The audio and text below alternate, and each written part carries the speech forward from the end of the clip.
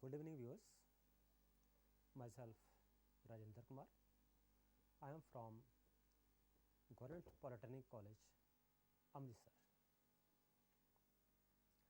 In this lecture, we shall learn about the distribution system, so that DC as well as AC distribution system. Viewers, also in this lecture we shall discuss about the components of a pole mounted substation and components fitted on a lattice steel tower for transmission of a HT line. At the end of this lecture, we shall discuss some insulators, their uses, which type of insulator used for which purpose, that will be discussed also. So, let us first start with the transmission system. Viewers, the transmission system can be divided into two parts. First one is primary transmission, second one is secondary transmission. In the same way, the distribution system can be divided into two parts. First part, that is primary distribution, just like primary transmission, primary distribution, and second part is secondary distribution.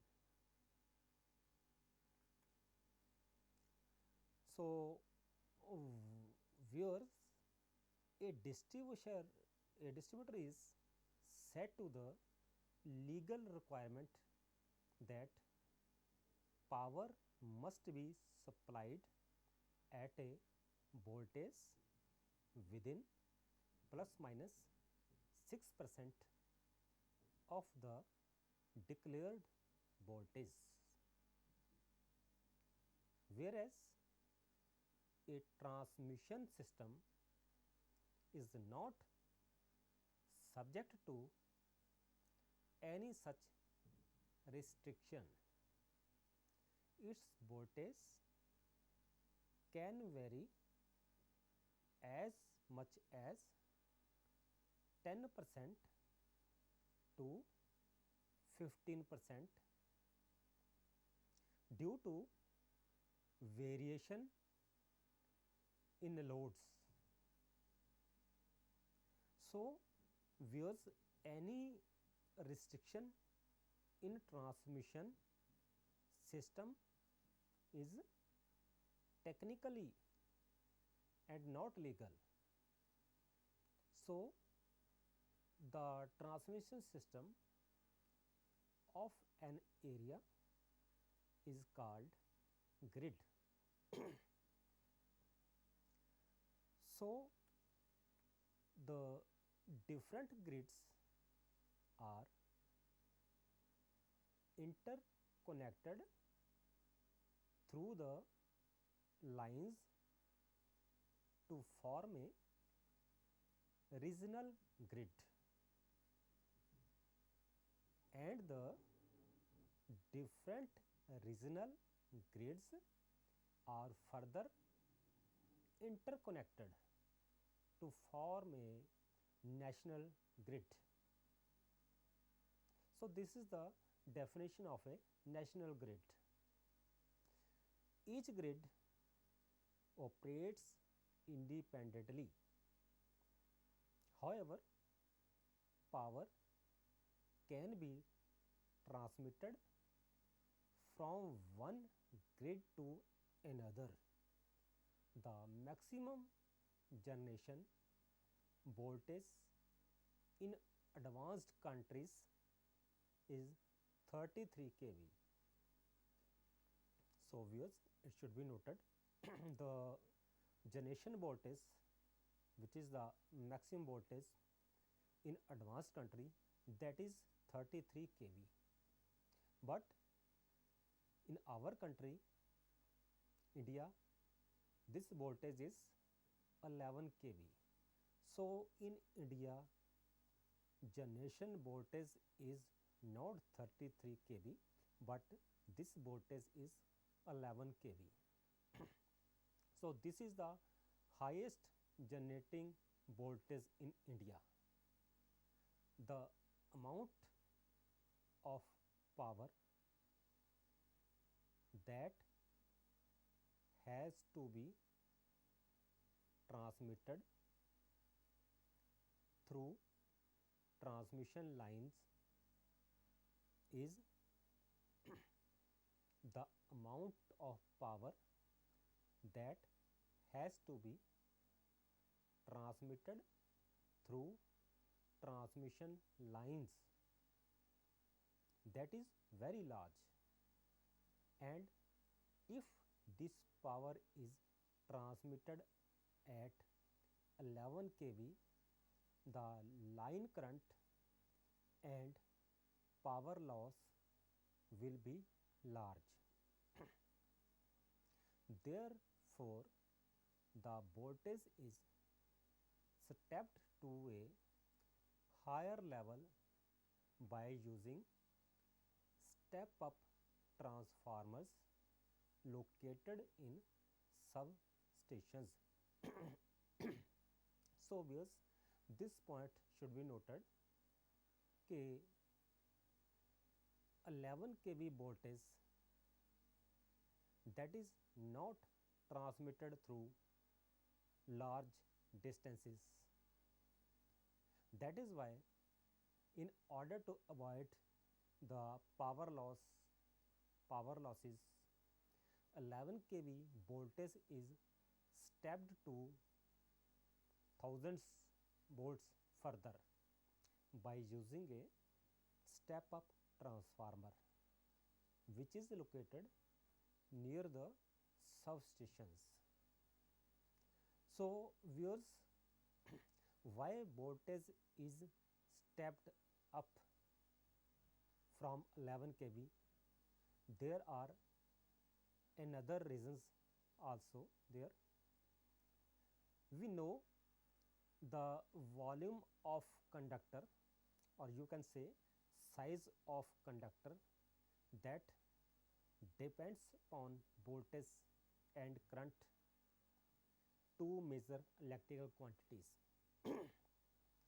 Voltage is stepped up to thousands volts. This reduces the volume of conductor. So higher will be the voltage, lesser will be the volume of conductor used in transmission lines, which is very economical, reducing the size of conductor. The three-phase transmission and distribution system may consist of overhead lines and underground cables. So viewers, electrical energy can be transmitted in many ways.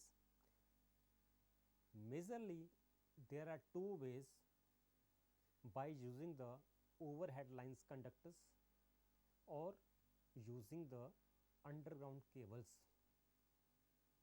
The main advantage of underground system are that it is less prone to electric hazards like rain, wind and lightning, and that it does not interfere with other amenities.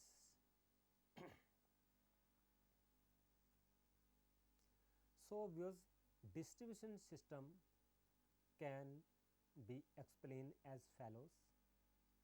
Distribution system is divided into feeders, distributors, service mains. So let us discuss what is feeders, distributors and service mains. So first, what is feeders? These are the cables supplying power in bulk to a selected number of points called feeding points. The feeders run along streets, overhead or underground in some cases, and power the distribution transformers at or near the customer premises. What are the distributors? So, distributors are used for current tapping for the various consumers. These cables are generally having the main street for their route.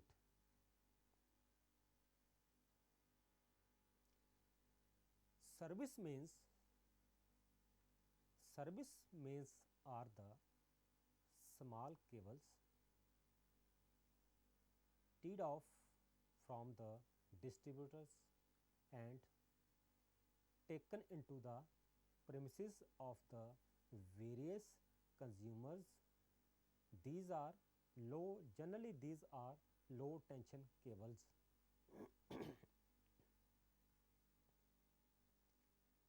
Viewers, what are the effects of supply voltage on the size of distributors? The allowable current density for given type of cable laid is not constant but decreases somewhat as the cable size increases. If voltage of the system is increased n folds, then for a given power delivered, the current is reduced to 1 over nth times. So, size of cable is reduced to 1 over nth time. So, viewers, this is nothing but this is the relationship between density of a current and volume of the conductor, size of the conductor. Balancers, this is also a most important term. The generators supplying a 3-wire feeders are all connected in parallel across the outers, and it is therefore necessary to fix the potential of the middle wire midway between that of the outers. Otherwise, voltages will not be equal. Unless the currents taken from the outers are equal. So, these 3-wire feeders are all connected in parallel across the outers. So, viewers, in distribution system, This term is also most important, that is pole mounted substation. These type of substations are commonly seen. What is the definition of a pole mounted substation? So viewers, as the name implies, such substations are installed on H pole structure many times. These are commonly seen. So the substation consisting of a transformer and other apparatus instead on the pole structure is known as pole mounted substation.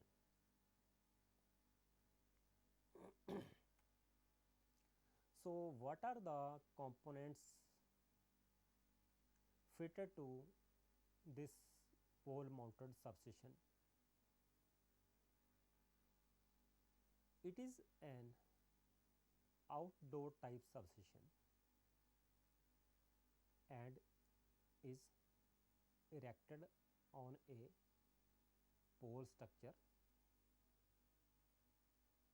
This erected pole is also called H pole structure because this is H shaped pole structure. That is why this is called H pole structure. The various components of such a substation numbered as, first one is RCC pole structure. So this is important, reinforced cemented concrete pole structure, because this pole is made up of some steel wires and concrete, mixture of concrete. That is why this is called RCC pole structure. Second one is, second component which is necessary, that is called platform for transformers. To erect a transformer or to install a transformer, we need some type of platform. That platform is called platform for transformer. So third one, that is transformer. So without a transformer, pole mounted substation is nothing. So transformer is the most important component part of a pole mounted substation, and this is the main part. Fourth one is pin type insulators. So insulator is used to insulate the whole structure from the conductor, or you can say live wire. Fifth is jumpers. Sixth is strain insulators. So these are the insulators. Fuses. Eighth part is gang operating switch. So this is also called geo switch. So this type of switch is operated by the linemen, or you can say employee of the electricity board.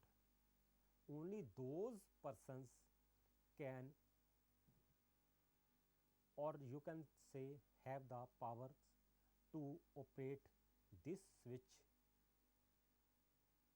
In many cases, if a fault occurs, or in order to remove the faults, in order to remove the pole mounted substation. Geo switch is made off or on, and only gang persons has the powers to operate this geo switch. That is why this is called gang operating switch. Ninth one is PG clamps. Tenth part is earthing, caution plate, stay wire, anchor rod, stay insulators, anti-climbing devices. In order to avoid the H-pole structure, we use anti-climbing devices, GI pipe and bends, VIR cable, TPIC switch.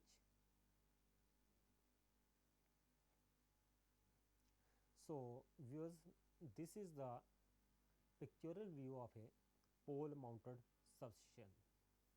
So you can say, you can see the H pole structure, and a distribution transformer is installed on a structure. So insulators are clearly visible, jumpers are also clearly visible, geo switch is also on right hand side. So earthing is also shown in the figure. So let us estimate about the pole mounted substation. These are the requirements for a substation. MS channel 10 centimeter of 5 centimeter of 1.5 meters long, one number for a cross arm. HT 11 kV disc insulators glazed with fittings, 3 numbers. HT 11 kV pin insulators with fittings, 11 kV grade, porcelain body and glaze type, 3 numbers. Stay sets, stay clamp, stay insulators, 2 sets, or egg insulators are also there. So this is the diagram. So H-pole structure is clearly visible, distribution transformer is clearly visible, and HT and LT fuses of both sides are clearly visible. So earth wire clamp MS flat with nut and bolt, one number is there. Binding wire, that is aluminum wire, 500 grams. So total conductor that is used ACSR gopher type, glazed steel wire 8 SWG, galvanized steel, that is 50.5 meter or 6 kg by weight. RS joist poles, 2 numbers. Substation plate, 1 number. So stay clamp and stay insulators, 2 number each of these dimensions. Disc insulators 11 kV grade, porcelain body, glaze type, 3 numbers. Pin insulators with pins 11 kV grade, porcelain body, glazed, 3 numbers. Danger board with clamp written in local, national or English language, 1 number. Jump wire for jumping, 1 kg. TP MO switch, iron clad switch with handle, 1 number. painting for poles and other attachment, few set, one set, three numbers, one number, transformer 50 kVA, one number. This is the most important. This is the distribution transformer, cross channel for transformer, one number. So earthing set, complete set, one set. So there are some others components of the following specification also: transformer 50 kVA, one number, lighting arrestor, that is must, 11 kV grade galvanized, three numbers. So viewers, let us discuss what are the dimensions and specification of a danger plate used for this type of pole mounted substations for different voltages. Two size of danger notice plates as follows are recommended. For display at 415 volts installation, the size is 200 by 150 mm. For displaying 11 kV or higher voltages installation, the size of the danger plate used is 250 by 200 mm. So viewers, clearly visible size of the danger plate for lower voltage and for higher voltage size is different. The corners of the plate shall be rounded off. The location of fixing holes is provisional and can be modified to suit the requirements of the purchaser. What about the lettering of the danger plate? All lettering shall be centrally spaced. The dimensions of the letters, figures and their respective position shall be as shown in figures on next slide. The size of letters in the words in each language and spacing between them shall be so chosen that these are uniformly written in the space marked for them. So this is the danger plate dimensions for, you can say, for 415 volts. These are the dimensions: 200 mm length and 150 that is the width. So you can say the languages in English and as well as in Hindi.